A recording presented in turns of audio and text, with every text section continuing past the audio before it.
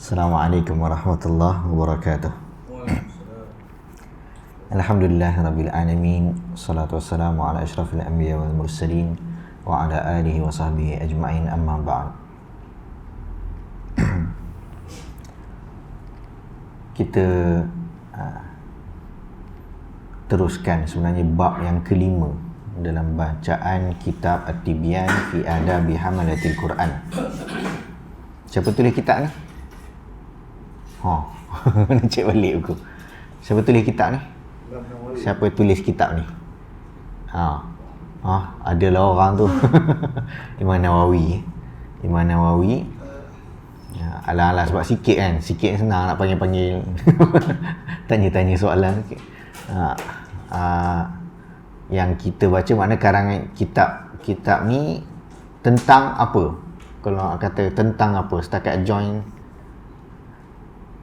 tema dia tentang apa? Kita asyik baca pasal apa? Apa? Interaksi dengan Al-Quran. Okey, adab berinteraksi dengan Al-Quran. Setakat yang ingat-ingat apa benda poin-poin yang mungkin sampai sekarang melekat. Mungkin seorang apa poin-poin yang teringat lah. Yang bahagian yang spesifik. Pak adab belajar yang mana yang ingat? Adab murid dengan guru. Adab murid dengan guru. Yang mana satu? Banyak kan. Yang mana satu yang ingat? Yang mungkin melekat ke ataupun masa tu terfikir ke? Ada tak yang mana? Bersungguh-sungguh. Dia buka buku. Fokus. Bosa yang putus asa. Lalan dia dulu buka buku lah. Okey, dan sebab bila dah 4 bab ni, macam kita hampir separuh sebenarnya. Okey, hampir separuh yang dah dibaca dan banyak perkara-perkara yang Imam Nawawi dah sentuh. Okey, tentang niat lah, tentang tentang maknanya hak-hak Al-Quran yang perlu dipenuhi. Okey, tentang adab guru, mana guru kena buat apa dengan murid dan murid pula kena buat apa dengan guru, dan adab dengan Al-Quran tu sendiri. Okey, dan adab dengan Al-Quran tu sendiri banyak sebenarnya, terlalu banyak, dan ujiannya pada kita adalah nak ingat dan nak amal. Ingat, nak amal. Okey, dan perkara ni kadang-kadang ada orang cakap maknanya susah lah bab-bab ingat ni, datang jadi hadir majlis ilmu dah lah kan. Okey, itu dari satu sudut betul, maknanya paling tidak kita berada dalam majlis ilmu, tapi asal peranan ilmu adalah untuk diamalkan. Asal peranan ilmu adalah untuk diamalkan. Jadi dia akan pincang kalau kita daripada awal lagi, sebab takut tak ingat, takut tak hafal, takut tak mampu nak amal apa semua. Lepas tu kita cakap cukup lah aku datang. Kena naikkan sikit benchmark, makna untuk usaha amal. Okay, tapi tak boleh nak amal kalau tak ingat. Okay, jadi mungkin dengan apa-apa cara sekalipun, tulis ke, conteng ke, pergi type dekat phone ke, ataupun cerita balik benda-benda yang kita bincangkan kepada keluarga ke, kepada kawan-kawan ke, maka mudah-mudahan ia menjadi asbab melekat dalam ingatan dan kita dapat amalkan. Dan kadang-kadang disebabkan usaha-usaha untuk bagi dia melekat tu, bila pergi kuliah orang lain pula, ustaz lain pula, aku teringat. Samalah.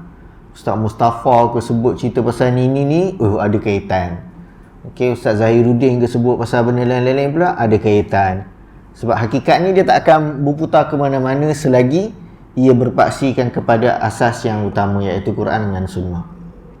Okey, jadi tak akan lari. Mesti apa yang mereka sebut juga akan ada apa yang selari seperti mana yang Imam Nawawi sampaikan. Okey, so itu juga refleksi yang saya rasa penting untuk diri saya jugalah, sebab Kita duk baca rasa macam hebat sangat lah pandai bahasa Arab kan. Boleh terjemah ke baca apa semua, tapi tak. Kadang-kadang bila tengok balik rakaman, kenapa aku cakap macam tu?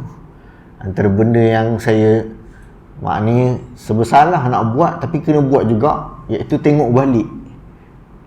Malu tengok muka sendiri. Tengok balik video muka sendiri. Dalam muka tak sesuai masuk kamera. Jadi muka macam tu orang panggil tak fotogenik. Dia foto gedik bunyi dia. Jadi tengok balik, dengar, kadang-kadang baru dengar sikit awal-awal kita dah sakit hati. Dengar sendiri apa yang kita cerita. Cakap macam tu. Kadang-kadang dah lah ada tersalah baca ayat lah, tersalah sebut lah apa semua. Jadi muhasabah tu pun perlu kepada orang yang kat sini, dan muhasabah tu pun perlu kepada semua kita sebagai peringatan. Atas dasar Allah suruh wa tawassaw bil haqqi wa tawassaw bis sabr. Atas dasar kita perlu pada saling berpesan, supaya kita tak rugi. Jadi tak adalah semata-mata baca lepas tu macam tak ada apa-apa timbal balik pun sesama kita. Tak ada apa-apa timbal balik pun. Jadi mungkin di waktu-waktu kesempatan-kesempatan lain, ingat tak balik apa yang kita pernah bincang masa baca kitab At-Tibyan karangan Manawi, dia ada sebut sekian. Jadi baru kita nampak apa yang kita belajar ataupun apa yang kita bincangkan tu rupanya ada faedah-faedah yang kita boleh manfaatkan bersama. Jadi dia tak terhenti semata-mata 1 jam kat sini, balik dia macam balik lah. Baik. Bab yang kelima, dah 5 bab, mana masuk bab kelima, kita ada 10 bab semua sekali. Bab yang kelima, fi adabi hamilil Quran. Adab orang-orang yang nak menanggung beban Al-Quran ni. Maknanya apa? Orang yang nak belajar, orang yang nak hafal, orang yang nak berinteraksi, orang yang nak amal, maka ada adab. Ini bukan lagi isu belajar dan mengajar. Isu kita membawa tanggungjawab beban Al-Quran ni dalam kehidupan kita. Kenapa Al-Quran ni beban? Malah Allah sebutkan ini qaulan thaqila. Ia adalah kata-kata yang berat. Kenapa dia berat? Kerana kandungan di dalamnya adalah untuk kita laksanakan, untuk kita amalkan, untuk kita tadabbur, untuk nak fikir. Dan yang kita buat selama ni, solat ke apa semua ni, adalah bahagian-bahagian daripada apa yang beban-beban yang Al-Quran yang kita tanggung lah. Dan beban tujuannya untuk ditanggung, dilaksanakan. Kita bukan tak buat langsung, kita dah buat banyak dah. Tapi ada juga ada adab dia yang perlu diberi perhatian. Imam Nawawi sambung sebut, qad taqaddama jumalun minhu fil babil ladzi qabla hadha. Sebenarnya benda-benda yang dalam bab ni sebahagian besarnya dah sebut juga sebelum-sebelum ni. Jadi sekarang dia nak tambah. Dia tambah, tapi dia ambil sikit, buat rumusan daripada yang dah disebut. Wa min adabi, antara adab-adab orang yang berinteraksi dengan Al-Quran, bila kita baca, bila kita nak faham, bila kita tadabbur, ayyakuna ala akmalil ahwali wa akramis syama'ili. Keadaan dia tu masa nak mengaji, masa nak hafal, masa nak belajar Al-Quran, dalam keadaan dia usahakan, aku dah selesai segala urusan, aku dah ambil wudu, aku dah pakai yang elok, dengan sifat-sifat dan keadaan-keadaan yang terbaik dan paling mulia. Tempat ni pun dah bersih, datang pun dengan pakaian yang bersih. Wa an yuraffi'a nafsahu an kulli ma nahal Qur'anu anhu. Dan dia angkat diri dia, elakkan diri dia dari segala perkara-perkara yang Al-Quran larang. Maknanya bila sambil kita berinteraksi dengan Quran tu, tiba-tiba Allah cakap, yang ni jangan buat. Allah sebut, wala yaghtab ba'dukum ba'dha, jangan mengumpat. Jangan makan harta anak yatim, jangan buat ni, jangan buat tu. Jadi kita cakap, antara adabnya, kita elakkan diri kita daripada perkara-perkara yang Allah larang dalam Al-Quran. Ijlalan lil Qur'ani, kerana nak muliakan Al-Quran. Sebab nak belajar Al-Quran, benda-benda dalam Al-Quran tu pun kita hati-hati, kita jauhkan diri. Seterusnya, Dia bila sikit orang ni, dia macam agaknya tak tahulah kat kursi-kursi lain ni setan banyak ke apa ke. Nanti dia lagi cepat mengantuk kan. Okey. So bacalah sambil tu baca a'udzubillahi minasyaitonirrajim ke, minum air ke apa tu kan. Itu ada air panas semua tu, tak ada TO dengan ni je lah. Jadi kopi ada kopi. So wa ayyakuna masunan an dani'il iktisab, dan dia lindungi diri dia daripada perkara-perkara yang dia consume yang buruk, sama ada dari sudut makanan, sumber rezeki. Okey, dia elakkan diri dia daripada dapat apa-apa yang bersumber daripada yang haram, apatah lagi yang syubhat. Kenapa? Syarifan nafsi, kerana menjaga kemuliaan dirinya, nak berinteraksi dengan Al-Quran. Mutaraffi'an 'alal jababirati wal jufati min ahli dunya. Dia juga macam sebab dia berinteraksi dengan Al-Quran, dia bersungguh dengan Al-Quran, dia hafal Al-Quran dan semua ni, dia juga ada haibah. Kita katakan macam kadang-kadang orang salah faham, nampak macam sombong, tapi dia sebenarnya tengah jaga Quran yang ada dalam diri dia. Sebab tu kadang-kadang dia macam apa ni, kalau di hadapan pemimpin-pemimpin ke, orang-orang yang degil, orang-orang yang jahat, okey, dia akan bersikap angkuh terhadap mereka. Maknanya dia tak akan biarkan, kalau kita sekarang mungkin kita akan biarkan orang politik ambil kesempatan terhadap dia. Okey, sebab orang-orang yang ada agama, terutama kita bayangkan macam zaman kita kata orang agama. Tapi dulu-dulu ni bukan sekadar orang agama, maknanya orang-orang yang orang nampak dia ni orang Al-Quran. Jadi orang muliakan. Jadi orang yang paling suka nak ambil kesempatan terhadap agamawan adalah orang politik. Okay, jadi pemimpin-pemimpin, khalifah-khalifah ke, gubernur-gubernur ke, dia akan suka nak rapat. Okay, supaya apa? Supaya orang akan nampak, oh pemimpin kita baik dengan para ulama. Okay, sebab tu dicakap kat sini, sebab tu mereka yang ada Al-Quran dalam diri mereka, mereka tak sepatutnya menyerah diri kepada orang-orang yang nak ambil kesempatan terhadap mereka. Okey, jadi Jababirah dengan Jufat ni, okey, di kalangan ahli dunia, di kalangan mereka yang cintakan dunia ni, maka dia kena angkat diri dia, jangan rendahkan diri dia dengan orang-orang yang mencari dunia semata-mata. Okey, so ni susah. Sebab kadang-kadang Allah uji orang yang maknanya hafal Al-Quran dan seumpamanya, daripada kecil lagi dah disuapkan dengan dunia. Maknanya okey, hafal, okey, jadi imam kat sini dapat banyak ni ke, okey, tolong hadir majlis ni pula, okey, ada orang sekian nak bagi sampul ke apa semua lah, dia orang akan sentiasa anggap, oh sebab ni lah aku baca hafal Al-Quran, sebab aku dapat banyak.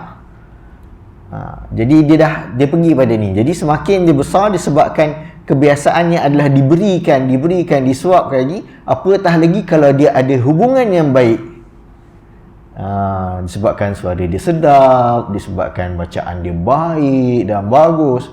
Kadang-kadang orang ni pandai, bukan tak pandai, cerdik, tajwid bagus apa semua, ada asas bahasa Arab yang bagus apa semua, tapi Allah takdirkan mereka diuji, menyebabkan kecenderungan mereka walaupun ada Al-Quran, tapi semuanya melibatkan isu duit ke, kedudukan ke, nakkan populariti, diikut orang, okay, orang percaya apa dia cakap semuanya. Maka ni ujian berat. Okay, sebab tu dia cakap kalau dia ada Al-Quran dan diri dia kena angkuh sikit. Maknanya bertujuan untuk menjaga, memuliakan Al-Quran yang dia hafal, yang dia jaga, yang dia amalkan. Okay, tapi di sebaliknya, kalau terhadap orang-orang yang cintakan dunia, dia bersikap angkuh, mutawadhi'an lis-salihin wa ahlil khairi wal masakin.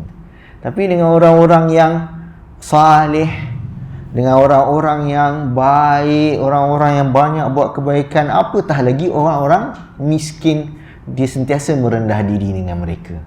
Bukan sebaliknya. Maknanya interaksi sikap kita ni bila kita ni ahlul Quran hakikatnya. Sebab apa? Sebab kita baca Quran, kita tak adalah hafal semua, paling tidak Fatihah tu Quran lah. Okey, Memanglah solat membaca setakat 3 kul je kan, tapi Quran tu ada bahagian dalam Quran tu dalam diri kita. Jadi kita tak boleh nak merendahkan kedudukan diri kita di hadapan orang-orang yang cintakan dunia, di hadapan orang-orang yang perkotak-katikkan kehidupan ini untuk kepentingan-kepentingan duniawi. Tapi dengan orang-orang yang baik, kita rendah diri. Sebab kita tak tahu, barangkali Allah letakkan kedudukan mereka lebih tinggi walaupun kita ada Al-Quran. Okey. Seterusnya, Imam Nawawi sebut wa ayyakuna mutakhasyian, dia sentiasa dalam keadaan khusyuk.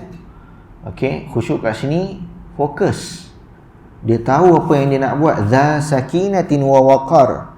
Okey, sentiasa dalam keadaan tenang. Okey, selalu relax. Wa qad jaa'a an Umar bin Al-Khattab radhiyallahu anhu annahu qala.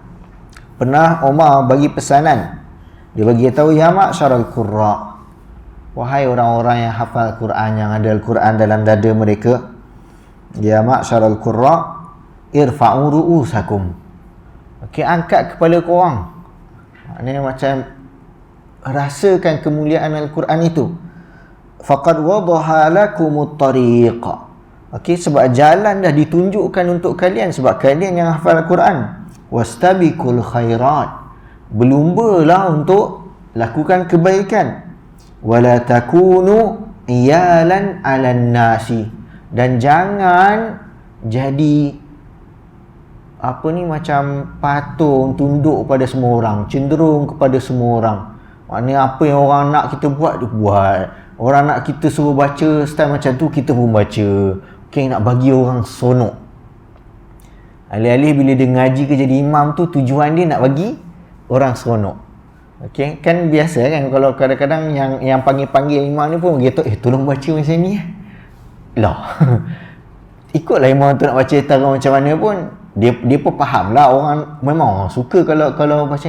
Tapi tak perlulah kita pergi demand cara bacaan tertentu lah, mesti macam ni sebab jemaah semua suka. Alih-alih siapa yang kita yang nak dengar Al-Quran ke, ataupun kita nak dengar Al-Quran tu sebab bunyi sedap ke, atau kita nak dapatkan faedah-faedah isi Al-Quran?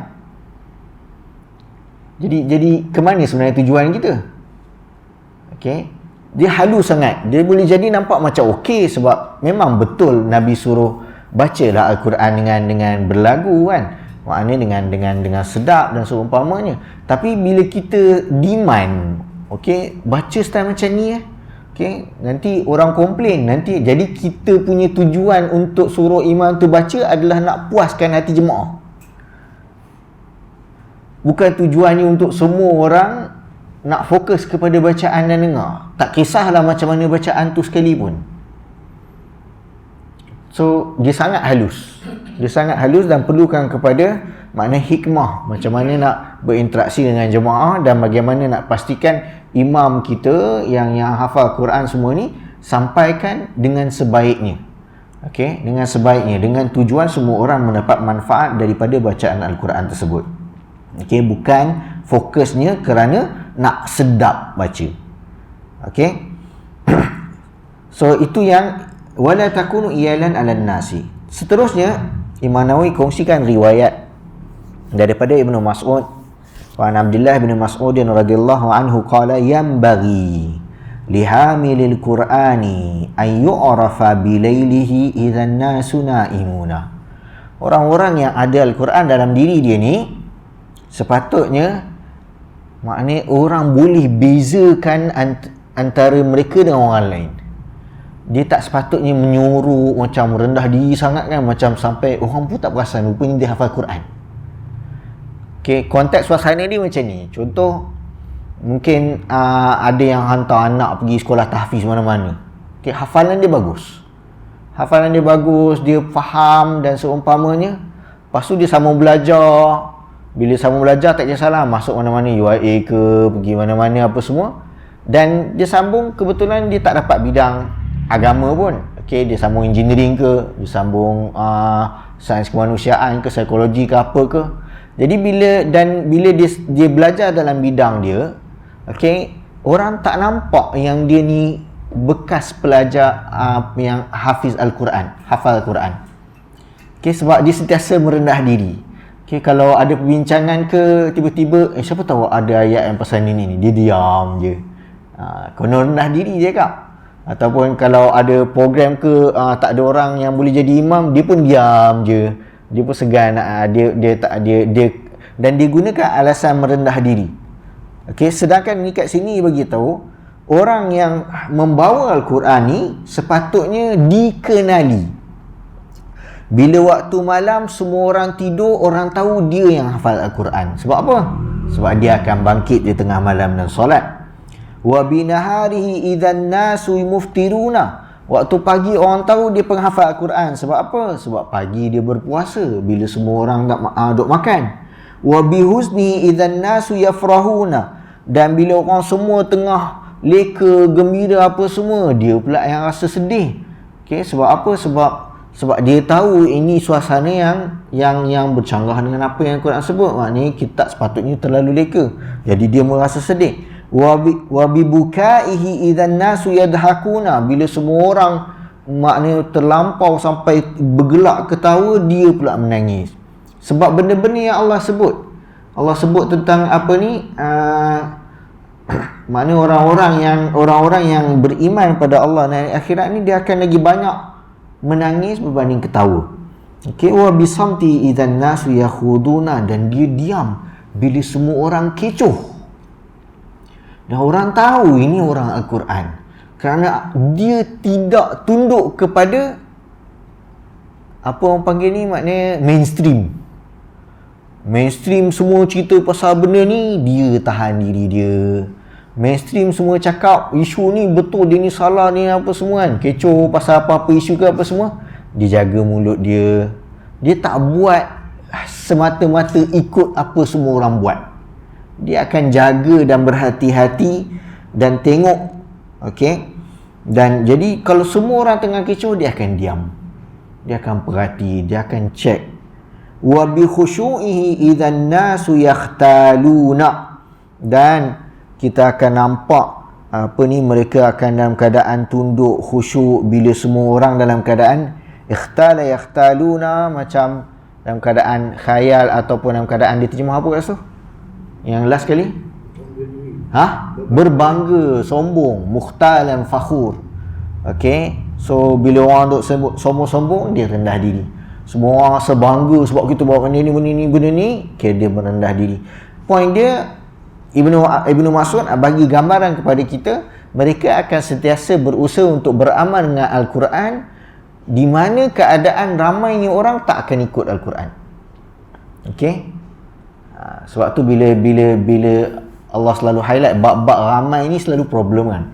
Aktsaruhum la yu'minuna. Okey, aktsaruhum la yashkuruna. Tapi bila sikit, wa qalilun min ibadiyasy syakur, sikit hamba-Ku yang bersyukur. Sebab sikit-sikit tu yang buat yang betul kebiasaannya seperti mana yang ditunjukkan oleh Al-Quran. Faham tak? Jelas? Boleh? Okey. Kena tanya-tanya selalu ni, bau-bau macam boleh terbuka sikit mata tu kan. Okey, orang kat live ni tak nampak apa pun, nampak saya je. Wa anil Hasani, Al-Hasan Al-Basri rahimahullahu taala disebut, inna man kana qablakum ra'awul Qur'ana rasaila min rabbihim. Al-Hasan Al-Basri dia beritahu orang-orang sebelum kalian, tabi'in, sahabat dan seumpamanya, diorang tengok Quran tu macam message WhatsApp. Saya tambahlah WhatsApp tu kan. Rasail ni makna macam surat-surat. Sebab message WhatsApp ni benda yang kita susah nak menahan diri. Aku kena baca ni. Tengah drive pun kita sanggup kalau terdengar bunyi kan, terus angkat phone. Okey, tak peduli dah depan ada apa ke semua ke. Kadang-kadang sanggup berhenti kejap tepi sebab takut mesej penting. Okey, sanggup buka. Macam itulah. Okey, kita bayangkan setiap bait kata-kata dalam Al-Quran itu, malah ni bukan sekadar daripada isteri atau anak suruh jemput, daripada Tuhan. Mesej-mesej yang masuk daripada Tuhan. Fakanu yatadabbarunaha bil-laili wa yunfidhunaha bin-nahar. Diorang akan tadabbur, diorang akan hayati isinya di waktu malam sambil sambil solat, sambil tahajud, dan paginya mereka akan apply, mereka akan amalkan. Okey. Begitu juga riwayat seterusnya daripada Al-Fudail bin Iyad, dia bagi tahu yang bagi lihamilil Qur'ani alla takuna lahu hajatun ila ahadin minal khulafa'i faman dunahum. Orang-orang yang ada Al-Quran dalam diri dia ni sepatutnya dia tidak cenderung mengharapkan meminta keperluan-keperluannya dipenuhi oleh mana-mana pemimpin. Ahadin minal khulafa'. Okey, seolah-olah macam Imam Nawawi masa zaman dia tu, dia tahu ada orang-orang yang nak rapatkan diri dia dengan pemimpin-pemimpin untuk dapat faedah, sebab diorang pun dapat faedah daripada dia yang ada agama, dan dia pula dapatlah faedah keduniaan daripada orang-orang pemimpin ni. Okey, sebab tu Imam Nawawi nukilkan kata-kata Fudail bin Iyad bagi gambaran tak sepatutnya orang-orang yang ni, orang-orang yang ada Al-Quran berhajat kepada selain Allah. Okay, untuk rezeki dia, untuk sumber kehidupan dia, untuk kemudahan-kemudahan dia. Tak.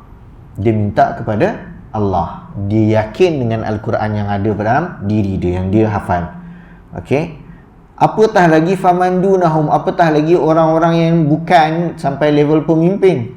Okay, kita mengharapkan kepada pegawai daerah ke, kepada YB sekian ke, kepada ketua sekian-sekian ke, guru besar ke, apa ke. Kita letakkan pengharapan, kebergantungan kita kepada mereka, sedangkan kita ada kebergantungan kepada Allah. Okey. Wa anhu aidan, Fudail bin Iyad juga sebut, hamilul Qur'ani hamilu rayatil Islam. Orang yang ada Al-Quran ni dia macam pemegang bendera Islam. Okey, biasa isu pegang bendera ni berlaku kat mana? Perang. Peperangan. Okey. Bila dia jadi dalam peperangan, orang yang pegang bendera ni akan menjadi tanda simbol kekuatan. Selagi bendera tu masih nampak berkibaran, selagi itu semua orang merasakan adanya harapan. Okey. Jadi selagi orang-orang yang membawa Al-Quran ni hidup, menghidupkan Al-Quran, selagi itu kita akan nampak agama ini, benderanya sentiasa berkibaran.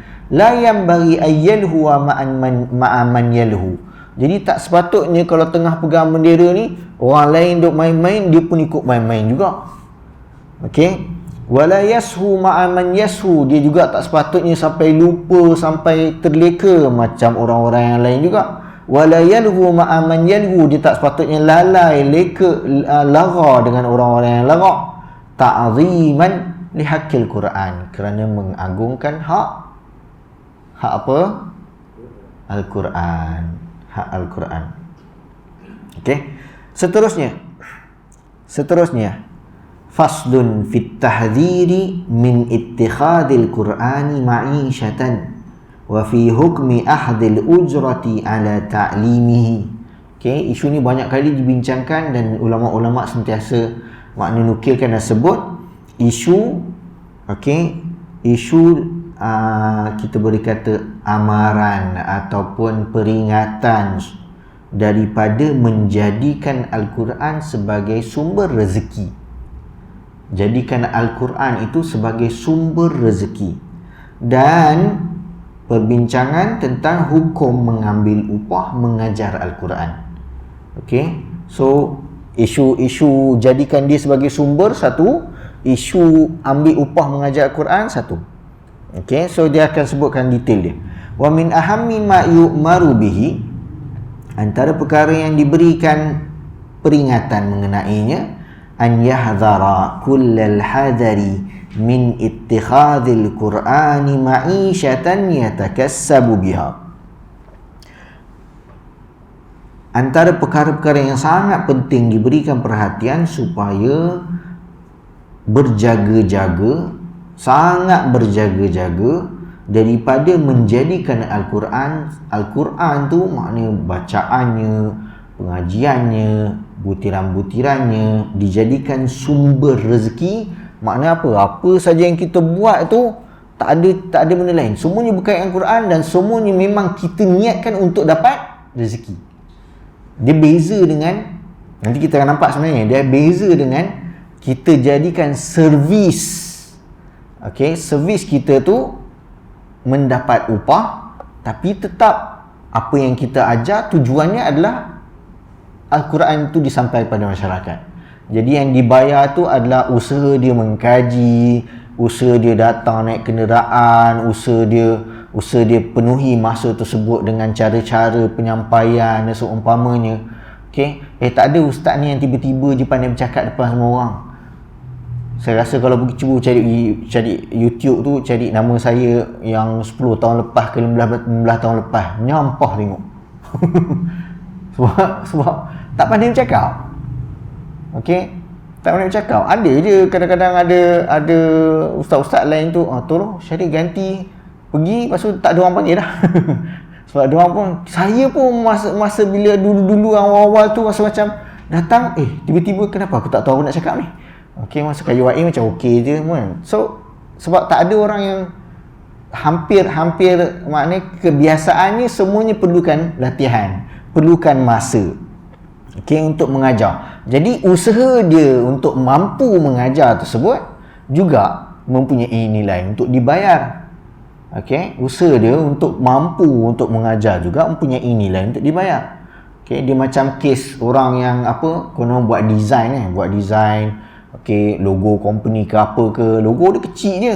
Tapi kadang-kadang bayaran dia RM1,000, RM2,000. Cakap kau buat ni tak hampir 10 minit, aku tahu kenapa sampai beribu-ribu harga dia. Masalah aku ambil 10 tahun nak belajar supaya dapat buat benda ni dalam 10 minit. Maknanya bukannya dia tiba-tiba je reti buat dalam 10 minit. Maknanya disebabkan dia dah usaha belajar untuk mampu siapkan dalam 10 minit.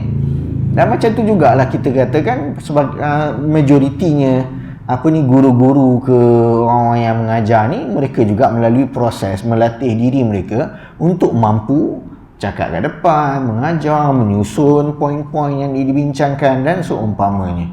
Okey, jadi itu kita akan nampak. Tapi asalnya maknanya kalau semata-mata Al-Quran, pasu niatnya dengan Al-Quran ni lah aku akan dapat duit dan tujuannya utamanya adalah duit, so itu memang dilarang. Itu memang dilarang. Faqad jaa an Abdurrahman bin Shiblin radhiyallahu anhu qala Rasulullah sallallahu alaihi wasallam iqra'ul Qur'ana wa la ta'kulu bih. Baca Al-Quran tu ajarkan kepada semua orang dan jangan jadikan ini sumber, jangan makan dengan sumber daripada Al-Quran. Wa la tajfu anhu wa la taghlu fihi. Jangan tajfu ni macam jangan kedekut sangat sampai tak nak baca Al-Quran, tak nak ajar ke orang apa semua. Wala taghlu fihi, jangan berlebih-lebihan pula. Okey, dalam berinteraksi dengan Al-Quran. Nak kena ada tengah-tengah, macam ada wasatiyah juga dalam urusan berinteraksi dengan Al-Quran ni. Kita akan nampak sambil kita lalu. Wa an Jabir bin Abdullah radhiyallahu anhu anin Nabi sallallahu alaihi wasallam qala Iqra'ul Qur'ana qabla an ya'tiya qaumun yuqimunahu iqamatal qidhi yata'ajjalunahu wa la yata'ajjalunah. Okey, bacalah Al-Quran tu sebelum nanti akan datang satu kaum cuba nak luruskan Al-Quran itu macam dia luruskan anak panah. Betul kan dia tulis anak panah qidh? Kan? Kayu panah kan, anak panah tu. So bila dia luruskan anak panah tu, dia kena hiris. Jadi akan datang satu kaum, Nabi pesan, maknanya diorang ni bila interaksi dengan Al-Quran, kerja dia yang adjust isi Al-Quran dan ikut kehendak dia, macam diluruskan anak panah tu. Sedangkan Al-Quran tu memang bentuk dia dah macam tu, kita tak boleh kacau. Yata'ajjalunahu wa la yata'ajjalunahu. Yata'ajjaluna, minta diorang nak dapatkan imbalan, bayaran cepat. Okey, bayaran nak cepat, dan dia tak nak sabar untuk dapat ganjaran daripada Allah di akhirat. La yata'ajjaluna, diorang tak nak liwatkan. Okey, so makna apa dia? So baca Quran ni, ajar cepat-cepat sebelum nanti kita akan terpengaruh dengan orang macam ni.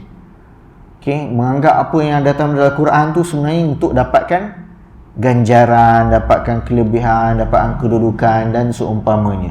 Riwayat ini juga disebutkan secara makna daripada Sahal bin Sa'ad.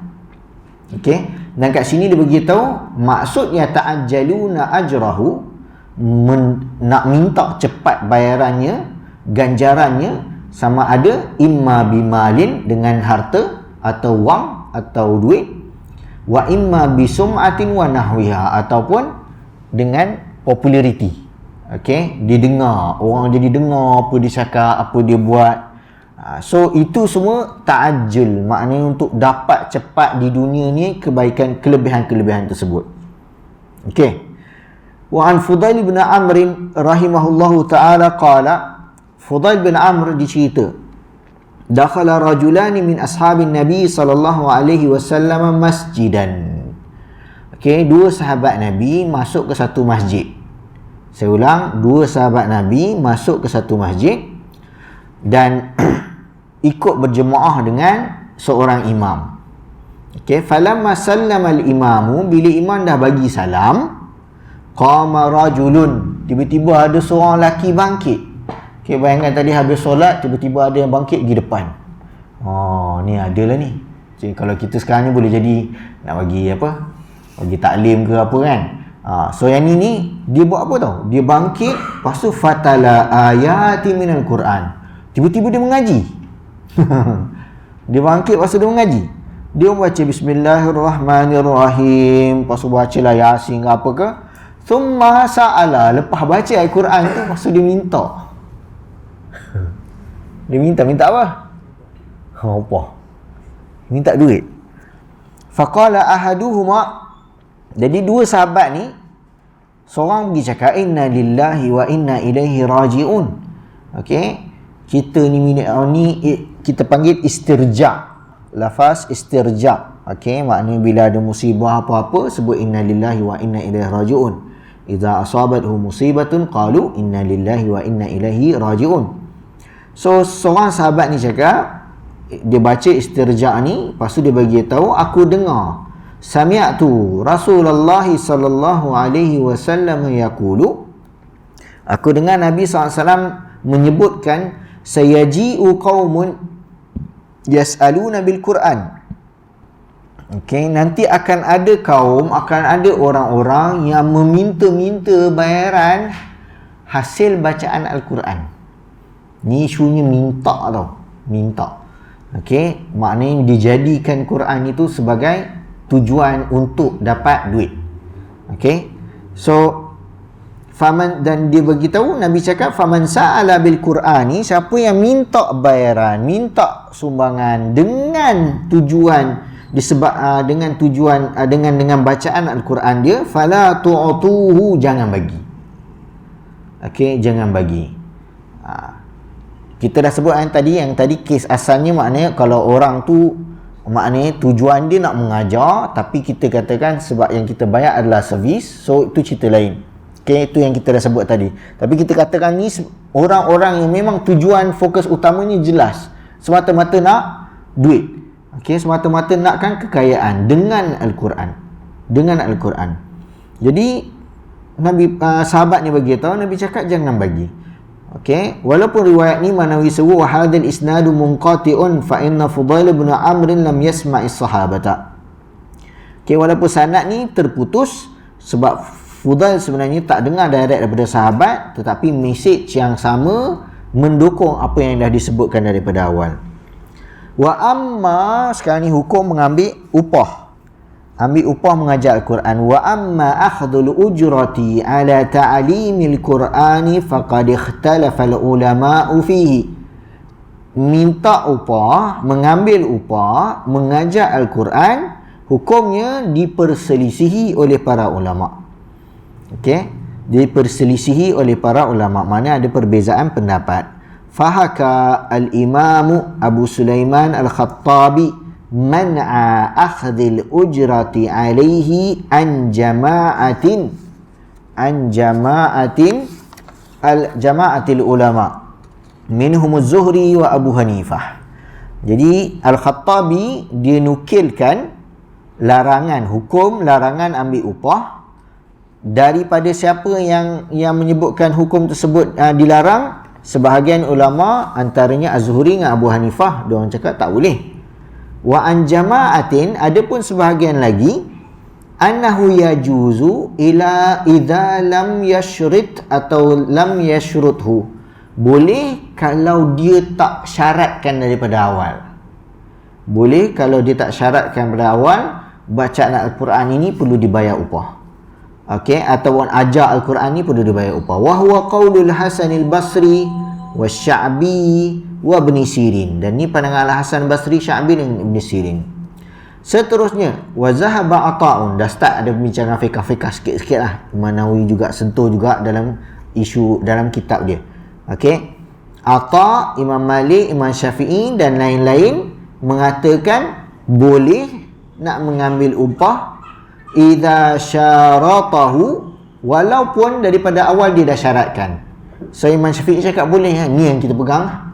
Okey, maknanya boleh kalau kita daripada awal lagi, maknanya saya ajar, saya letakkan harga sejam jumlah sekian, dah letakkan syarat dan dah maknanya dia punya perjanjian tu jelas, bagi tahu berapa-berapa masa dia dan seumpamanya. Wasta'jarahu ijaratan sahihatan, dan akad yang berlaku adalah akad yang sah. Okey, akad yang berlaku adalah akad yang sah. Wa qad jaa'a bil jawazil ahaditsu as-sahihah, dan hukum bolehnya mengambil upah mengajarkan Al-Quran ini dengan meletakkan persyaratan daripada awal tadi, ada dukungan daripada hadis-hadis yang sahih, kata Imam Nawawi. Dan kemudian Imam Nawawi bagi tahu, orang yang kata tak boleh, wahtajja man mana'aha bi hadithi Ubadah bin Samiti. Okey, orang yang kata tak boleh, diorang berasaskan, berhujjah dengan hadis Ubadah ibn Samit. Apa yang berlaku? Annahu 'allama rajulan min ahli suffatil Qur'ana. Ubadah ni ajar orang ahli suffah. Ahli suffah yang duk tinggal dekat dalam masjid Nabi. Okey, mereka ni yang seorang single, tak ada family dan apa semua, miskin, orang tinggal dekat dalam masjid. Jadi Ubadah ni ajar seorang ni Quran. Fa'ahda lahu qausan, dan orang tu hadiahkan kepada dia satu busur panah, qaus. Okey, faqala lahu Nabi sallallahu alaihi wasallam, pasu Nabi nampak, Nabi bagi tahu dia, in sarraka an tutawwaqa biha tawqan fi narin faqbalha. Kalau kau suka, okey, kalau kau suka macam seolah-olah dapat bahagian daripada api neraka dengan barang, dengan hadiah tersebut, ambillah. Ini macam perli. Okey, kalau kau suka nak dapat benda daripada bahagian daripada api neraka, ambillah. Disebut kat situ taukan apa? Terjemah kat situ daripada api neraka. Dapat belenggu. Okey, kalau kau suka dibelenggu dengan belenggu daripada api neraka, ambillah qaus tu. Okey, dan ianya hadis yang masyhur, Imam Nawawi bagi tahu, diriwayatkan oleh Abu Daud dan lain-lain. Begitu juga ada banyak asar-asar daripada salaf mendukung mereka yang melarang. Okey, adapun wa ajaba al-mujawwizuna an hadisi Ubadah bi jawabaini. Orang-orang yang kata boleh ambil upah, diorang jawab balik hadis tersebut, isu hadis tersebut dengan dua respon. Pertama, ahaduhuma anna fi isnadihi maqalan. Sanad hadis tersebut ada masalah. Sebab yang pertama. Kedua, annahu kana tabarra'a bi ta'limihi. Sebab respon yang kedua, kenapa Nabi marah, Nabi larang dia, sebab dia asalnya mengajar dan dengan tujuan macam sedekah lah, tabarru'. Maknanya dia bukan nak minta upah.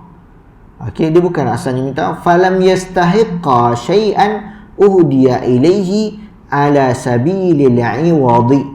Jadi dia tak berhak untuk dapat apa-apa sebagai ganti, okey, kepada dia mengajar.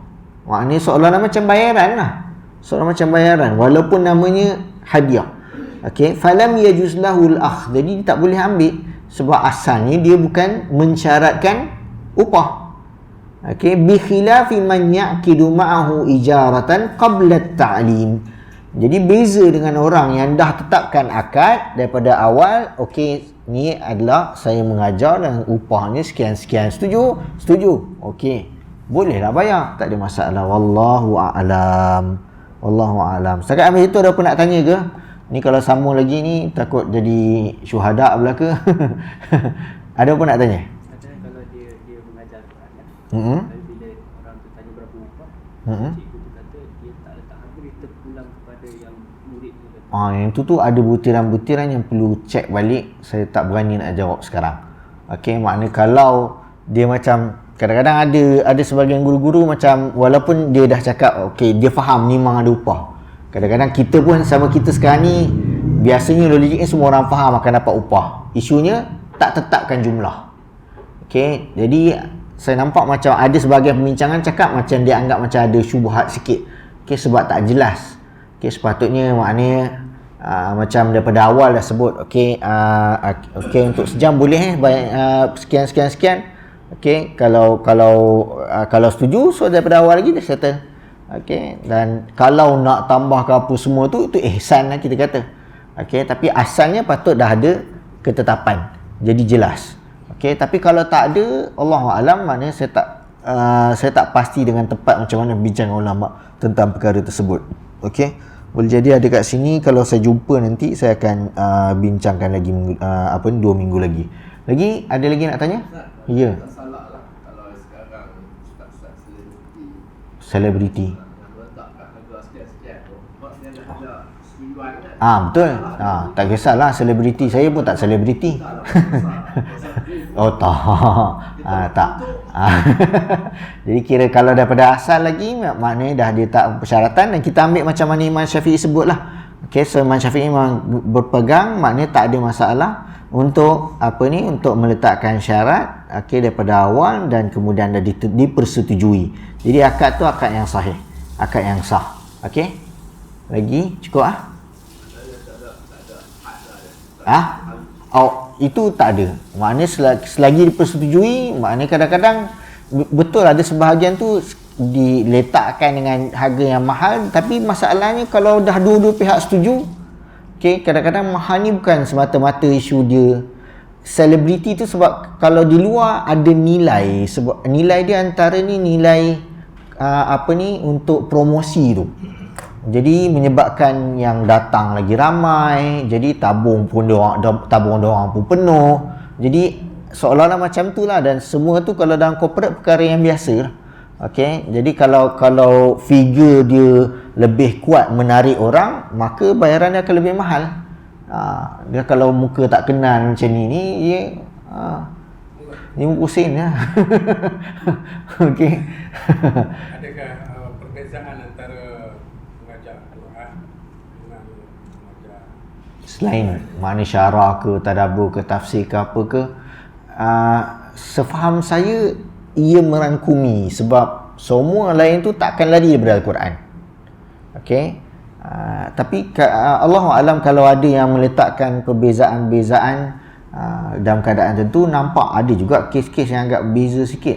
Jadi pun kena check jugalah kot. Saya cuba check dulu. Okey, ada tak beza kalau mengajar Quran betul-betul mengajar mengaji, kita kata kan, mengajar mengaji atau mengajar untuk hafal Al-Quran, okey, atau dengan mengajar lain-lain lah, mengajar bahasa Arab ke, mengajar tafsir ke, okey, mengajar hadis ke, dan seumpamanya, adakah beza? Okey, so itu kita akan perhatikan.